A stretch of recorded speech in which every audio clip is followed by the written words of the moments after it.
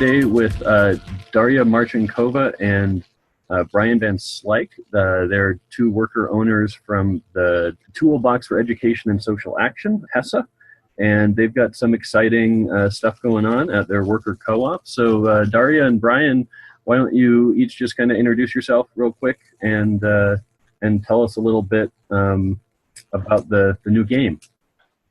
Sure. Well, hello, I'm Darya Marchenkova, and yes, I'm a new worker owner at TESA Collective. I live in Montreal, Quebec, and we are super excited to be launching our new game, Rise Up, the game of people in power. We're going to be launching it in a little under 2 weeks. And we're super excited because the game has been in the works, in the making for some time. And last fall, we had a Kickstarter campaign for the game, which we were so excited to have about 700 backers, I think, if I'm not right, if I'm not wrong, Brian. And we exceeded our fundraising goal, and there was a lot of excitement for Rise Up, which was a great sign for the game. And since then, we've been hard at work just finalizing the design of the game and getting it manufactured, which has been a great process. We're proud of every person that we've been working with and proud of the manufacturing of the game, which has been very sustainable and led by worker-owned cooperatives. So finally, after all that hard work, the game is going to be launching in a little under 2 weeks, and we can't wait for people to start playing it. I'll let Brian go. No, that's awesome. I'll just throw out there that literally just an hour ago, just offloaded the first 200 advanced copies of the game, which I have right here. So, for the people who are listening to the podcast, I'm sure this is very helpful that I'm holding up something. But it looks beautiful. I'll say that much. And as Darya said, we're so excited. Something we've been working on for a long time. It's finally coming through it. Great. So Darya, you mentioned that you're proud of the manufacturing, how it's being done, and I just was reading a little bit. It sounds like you managed to find some co-ops, and you mentioned that you may have some co-ops doing the production. Can you just talk a little bit about that? Who specifically are you working with, and how did you guys coordinate that? So TESA Collective, we're the ones who designed the game, like the actual game design and the concept. And then we worked with a graphic designer named Molly McLeod, who we've worked with in the past. Molly was the designer for Coopoli as well. And the art is produced by Design Action Collective, specifically Ino Santo Nagara, who was the artist who created a few beautiful children's books, which folks might know of. I think his most famous one is called A is for Activist. And then in terms of the actual production, who's making the game, that's Community Printers, and they're in Santa Cruz, California, a long-time worker-owned co-op out there. And so it's just been a great team of people who's sort of been involved in the production. And we've been able to get almost all of the parts of the game from people who are based in the U.S., produce their stuff in the U.S. There were only a couple pieces, like game dice, for example, which aren't produced very much anymore in the U.S., which we were able to get from Europe. And so apart from that, it's been a mainly U.S. and mainly cooperative operation. Great. Yeah, I'm glad to hear the Design Action Collective is doing did the artwork for you. Wrote a really great article for us a while back about their model, how they spun off from Inkworks, I think was the. What was the process? How did you decide to work with these particular people? It sounds like both of those other co-ops are kind of West Coast located, and I don't know about you, Darya, but I think most of the other TESA people are on the East Coast. Is that right? Brian's in Chicago. Oh, Chicago, okay. And, and Andrew and David are both really close together in Western Mass. Okay. So you as a collective are pretty spread out, which is maybe something we'll talk a little bit more about. So how did you, and maybe there isn't anything interesting to say about it, but as far as this kind of the Principle 6, co-ops cooperating together thing, how did you guys go about that? Did you just have personal connections, or did you put a call out to the co-op community, or how did that work? Yeah, so we, Rise Up's not our first game; it's our third game. Our first game and most well-known one is Cooply, the game of cooperatives, and we actually so that was also produced primarily by worker cooperatives. But the difference is that I would say Cooply, we've gone through 2 pressings. We're gearing up to do a third one right now. And we'll use community printers for it. But I'll try to avoid the nerdy nitty-ditty, well, that's not the phrase, the nerdy details of the printing side of things. But essentially it was was 70% produced by cooperatives and 30% produced by non-cooperatives, like the box and things we couldn't find cooperatives to do, or at least do affordably. And what ended up happening was, we did a search. We were just searching for ways to have Rise Up printed more streamlined, but we really wanted to use cooperatives. And we searched and searched, and we weren't finding anything, and or at least worker cooperatives that have the capacity to produce a full board game, because it's a pretty intensive process. We had heard, so I think you mentioned Inkworks a couple minutes ago. They actually, they were formerly a print shop. They shut down a couple years ago, and there was another company, Community Printers, who they sort of recommended everyone reach out to, who formerly had worked with Inkworks. And so we reached out to Community Printers. I kind of thought it was a shot in the dark. I was just sort of like, hey, we're trying to do this. I don't know if you guys can do any component of the game, because previously with Cooply, we had 4 different printers. 3 of them were worker co-ops that were able to do different parts of the game. So I was like, I don't know, are you guys able to do the cards or the box or anything? And they got back to us and they're like, oh, we can do the whole thing. And we're like, oh, really? And to make a long story short, we worked with them for about a year to develop the process for them to build a board game, because they've really never done it before, and they have told me that it's the most complicated project that they've worked on so far. They mean that in a good way, and that it was a challenge. But they also mean, we worked with them for a year to get to the design of the game right. And I've never worked with a printer that's gone above and beyond as they have. And as a friend mentioned to me, it's awesome when you can own the means of production, because you can really invest in a project that you care about. And I'll just, one of the reasons we wanted to do this was we wanted to make a way that was easier for other people to do ethical manufacturing. And Community Printers has let us know that they've already started to talk with other folks about building board games based on the model that we've done with them. So that's really exciting.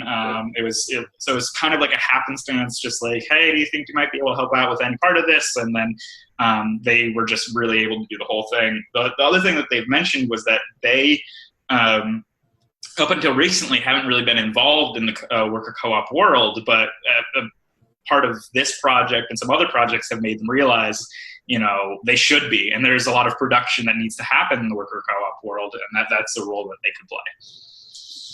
Great. Yeah, that's wonderful. They went out of their way to help you, or went above and beyond, and then maybe kind of opened up a additional market for themselves, for other people. So another aspect of this project that I'm interested in hearing about is the fundraising, the Kickstarter.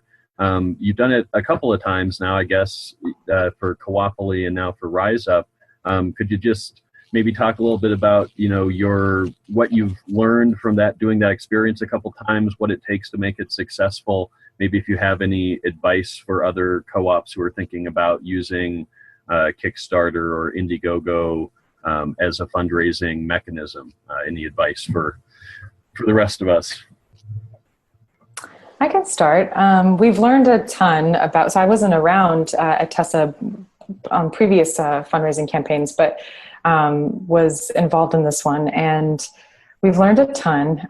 The first thing I guess anyone who has ever done a Kickstarter will tell you is to prepare a ton. So it takes a lot of preparation to do it.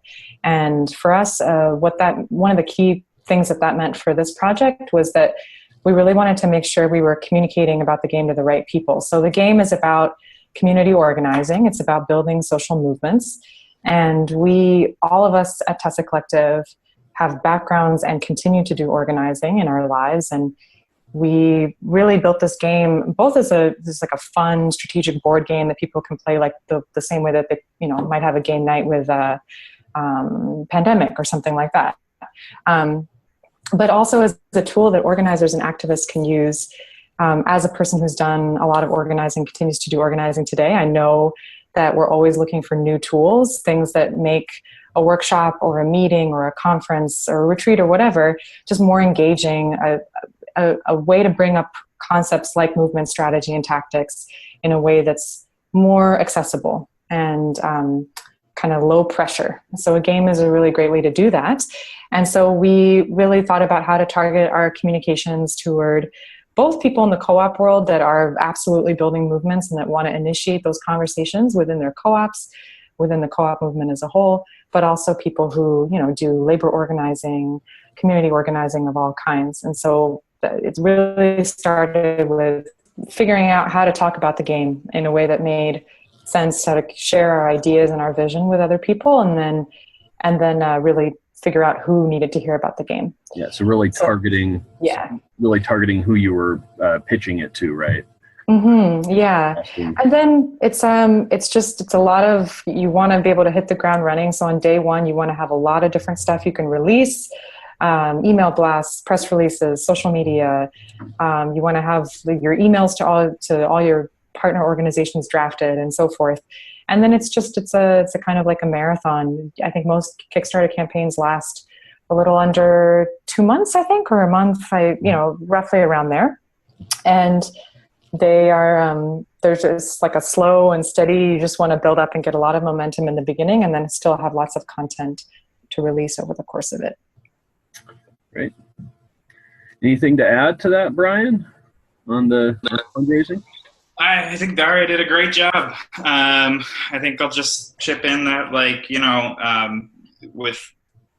with both Cooply and Rise Up, we found that if other worker co-ops are looking to launch crowdfunding campaigns, it's been a great way for us to launch business and product lines without having to take on massive amounts of loans or debt, which is, there are awesome co-op lenders out there, so I don't want to knock that, but we are a small, we do have a small one of them, Cooperative Fund of New England. They're wonderful, but without crowdfunding, we would have had to take on far more debt to do what we're doing. So it's just been an awesome way to be nimble, to be a small group that's able to do large things. And then I'll also just chip in that, the co-op movement and those allied with the co-op movements have been huge supporters for all of our crowdfunding campaigns. I think that it's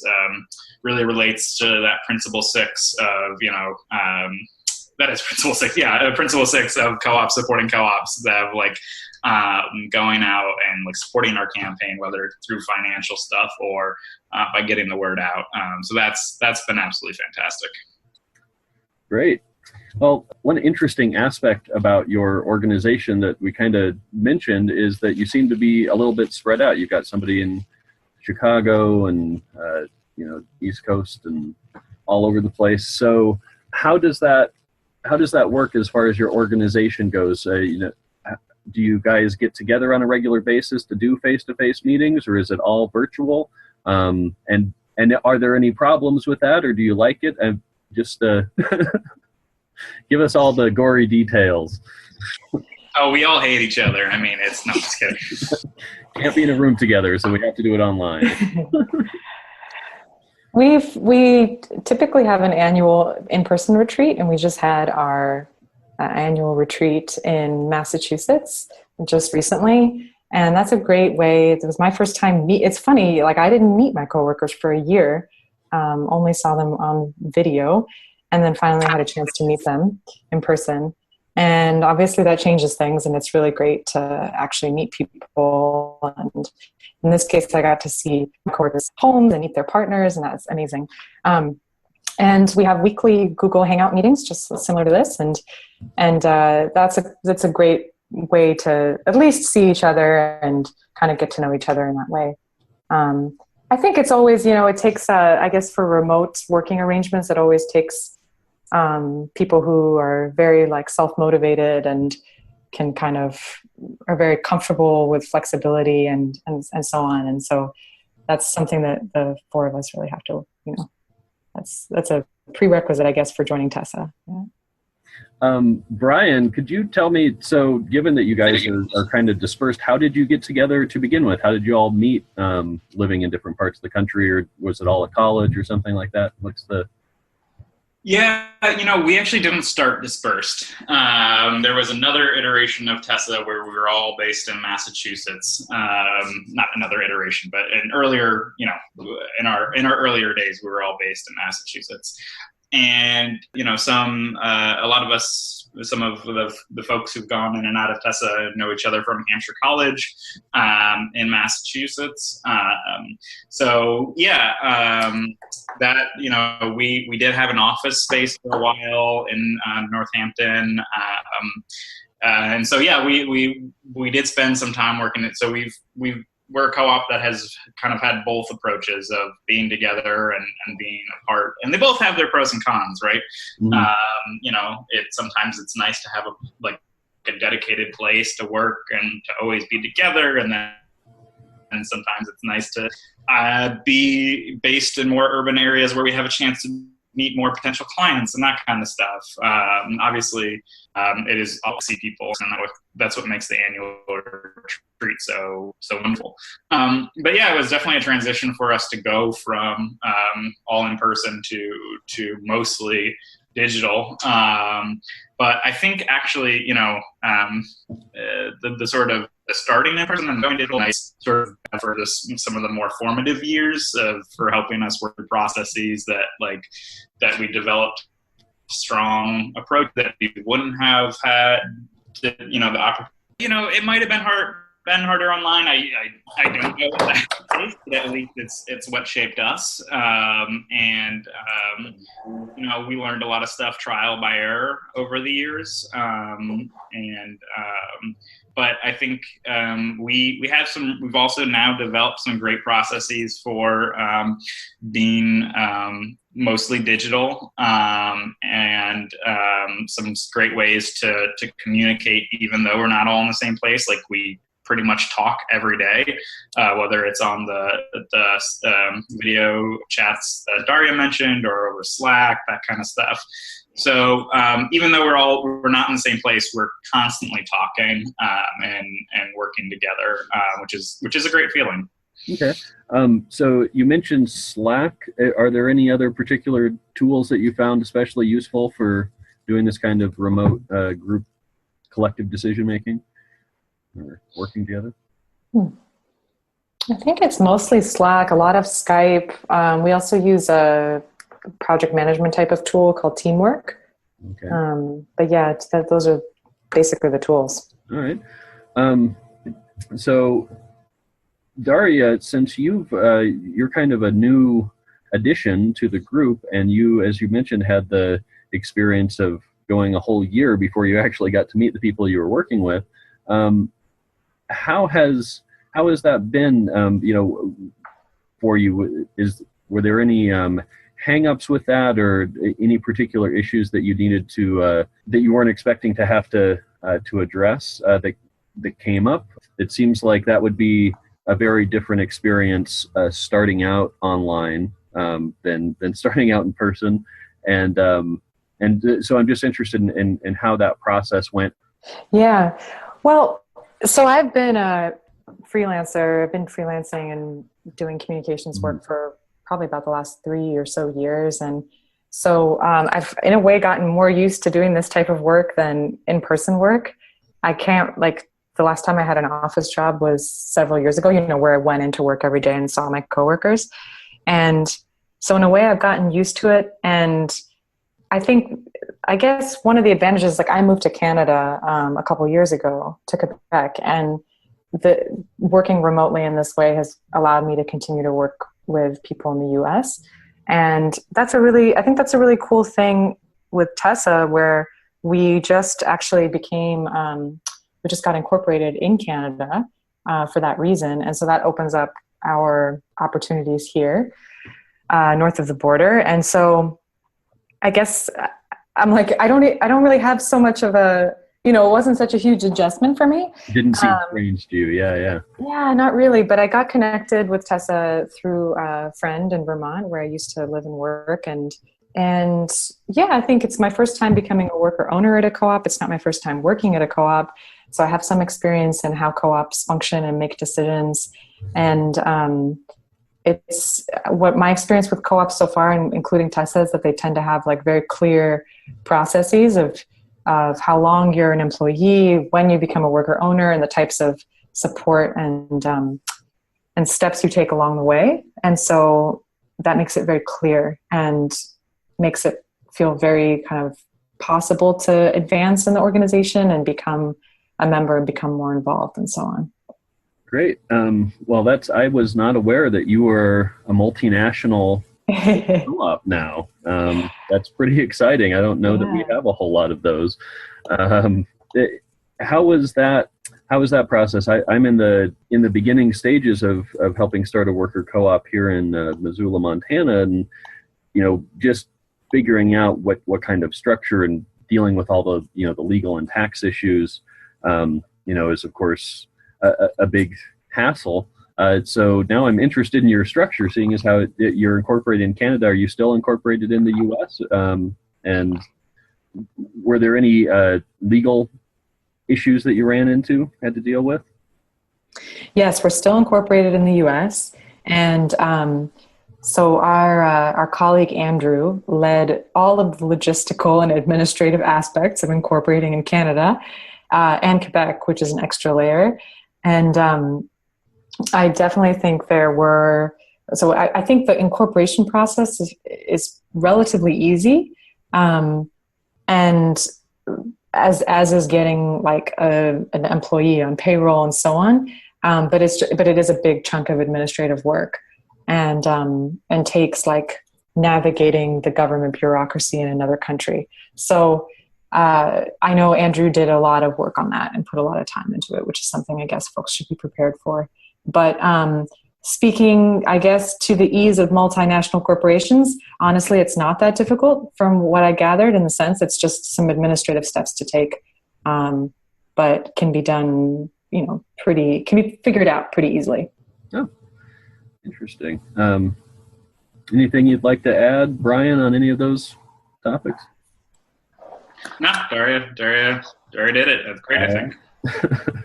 I'm going to get a little bit on the wonky side, and I hope this isn't too boring for people, but as I said, I'm in the early processes of helping set up a worker co-op. So I'm interested just to know how you guys are structured. Do you have a co-op corporation statute in your state that you use, or are you as an LLC, or how do you guys work that out? Yeah, I can take this one on. We are structured as a worker-owned cooperative. Massachusetts is one of 5 or 6 states that has that.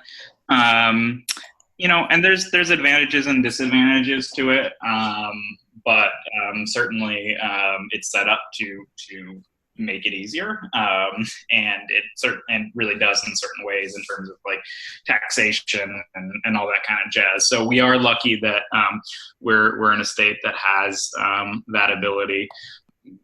There's a minimum number of people you have to have in order to make that happen, which is, I believe, 3, and all that. But I'll say that I'm also helping I'm part of another small co-op that's getting off the ground in Massachusetts, and this one is it's a worker co-op, and it's forming as an LLC that will have worker co-op bylaws.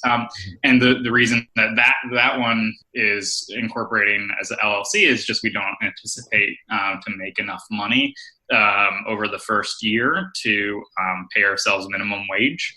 And as incorporating as a worker co-op, at least to my understanding, that could be wrong. I'm not a lawyer, tax expert or anything, but I do think you have to be able to pay minimum or fair wages. And so that's something, we definitely do more. We do at TESA more than that, more than minimum wage by far. But it was something that took a long time to get to. So I think there's pros and cons, but definitely in terms of taxes with the business and individual payroll, and then also patronage dividends, which we do yearly. The worker co-op statute is a huge help in that regard. Great. And just how many members are there of TESA officially now? It's pretty small, right? 4. 4 of you. And are the 4 of you kind of the extent of it, or do you have any people who are not worker owners who are working there or are on the ownership track? No, it's just us 4 right now. Okay. So this might, what's your governance structure, I guess, is what I want to ask. We've been experimenting with some tools from Sociocracy and Holacracy and different things like that. I'm wondering if you guys have something specific that you use, or if you've just kind of ad hoc your way through it. Are you running on consensus, or how do you guys handle your decision making? Brian, do you want to take that one? Yeah, sure. We're a collective. We work on consensus. In our bylaws, we technically have measures for if we can't reach consensus, but we've never had to employ them. We definitely work through. We don't always all agree on things, and that's okay. We're people, not bricks, so all of us have different ideas sometimes, and so we definitely treat consensus pretty seriously. But by the time we get to the decision-making process, we've pretty much reached consensus because we've gone through such an extensive conversation. But I'll also say, 2 things in that regard. One is that it took us a long time to get to the point where we are right now. Earlier on, we kind of had a situation where everyone was involved with everything, and that was a total mess. It just took forever. And so a couple of years ago, 2 or 3 years ago, I don't remember how long it was at this point, feels like forever ago, but we made a decision really to compartmentalize and individualize the roles and responsibilities, and really empower individuals to make decisions within what their roles are. And sometimes I even so now I'm directing our product side of stuff, and I even forget sometimes, and it's really a fresh of breath air when I bring something to the group and the group says, we empower you or trust you to make that decision. And I'm like, oh yeah, that's right. And so that's really great. So yeah, we are a collective, and we do really try to reach for consensus. And at the same time, we empower individuals to make decisions and take action within certain guidelines, and but based on their roles. And then technically, we are all worker owners also sit on the board, make up the board of our co-op. About the board of your co-op, do you have any other people on the board besides the worker owners? Do you have any outside people? No, we used to have a separate advisory board, and it was great. It was fantastic. And at some point we just got, I think it was actually after we started really individualizing the roles and responsibilities, it just became a big thing to manage. And so we don't do it. I think we could think about going back to doing it, but at this point, it's just the worker owners on the board. Uh-huh. I guess we're just getting ready to wrap up here. Just you're getting ready to launch. So what do you want to convey to our listeners? What do people need to know? Where can they get a copy of the game? Yeah. Yes, so the game will be available the game is actually available already to pre-order, but we're kind of officially launching the game and making it available for sale on the 21st of this month, June. And you can check out the game at store.toolboxfored.org. And it's right there on the homepage of our store. And the game is, I urge people who love games that make you think and strategize and collaborate, because it is a cooperative board game, which means you're not competing with people you're playing with, you're working together to beat the game. And so I encourage folks who love games, but also community organizers, teachers, parents, and who wants a way to facilitate conversations about activism with people, to check out the game. And we would love to hear about people's reactions to the game once you start playing. So we can be found on Facebook. We're TESA Collective, and Toolbox for Ed on Twitter. We're also on Instagram as well as TESA Collective. So definitely feedback and your pictures of you playing the game and so on are welcome. And we love seeing that. We'll make sure to put links to all that stuff somewhere around the webpage that you're watching this on or listening to this on. Brian, anything you want to add as closing thoughts or sentiments? No, I mean, I'll just say that, this was a lot of fun to do. Thank you so much. And in regards to Rise Up, it really was a community effort in terms to make it and get it out there, where we were so thrilled to that we kind of really got to live the mission of the game through the production of it, in terms of like working to build a cooperative supply chain and work with cooperatives to get it out there. I don't know. I'm just it was such a community effort to make it happen, and I really hope the game helps people get to some rabble-rousing. Wonderful. Well, I hope it is wildly successful. I'm sure it will be. And thank you both for being here and sharing your experience of being in a worker co-op and producing a board game. Thanks a lot. Thank you so much. Thank you.